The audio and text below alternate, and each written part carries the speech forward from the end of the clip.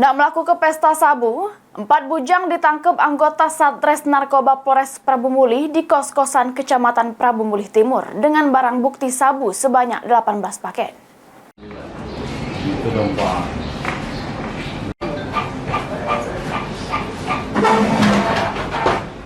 Petugas Satres Narkoba Polres Prabu Mulih ngamankan 4 tersangka penyalahgunaan narkoba jenis sabu di sebuah bedeng di kota Prabu Mulih. Keempat tersangka ini berinisial E, J, A sama R. 3 diantaranya merupakan warga Plembang serta sika warga kota Prabu Mulih.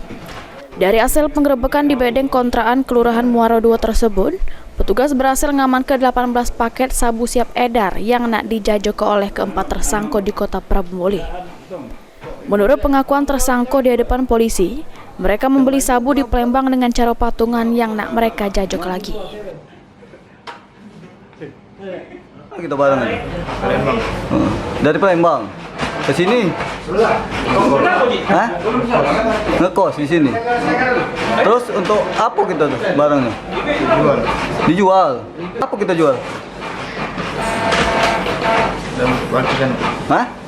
Paketan 100. 100 berapa paket kau bawa ke Prabu? 18 paket. Duitnya untuk apa? Kebutuhan. Bukan untuk mabuk-mabukan. Kasat Narkoba Polres Prabu Mulih AKP Johnson nyebut barang bukti narkoba jenis sabu itu didapatnya dari bandar berinisial JJ yang ini lagi dibebas. Backlight di situ dan kalau kita nak wawancara masih masyarakat di sebuah kos-kosan di Jalan Tenggamus, Kelurahan Muara II, Kecamatan Prabu Mulih Timur, Kota Prabu Mulih. Sering terjadi transaksi narkotika jenis sabu-sabu.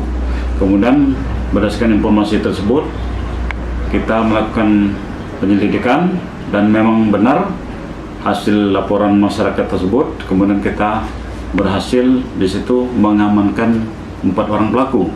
Jadi untuk keempat tersangka ini pasal yang kita kenakan yaitu pasal 114 ayat 1 junto pasal 132 ayat 1 atau pasal 112 ayat 1 junto pasal 132 ayat 1 dengan ancaman minimal 5 tahun, maksimal seumur hidup. Anggi Perkasa, PAL TV.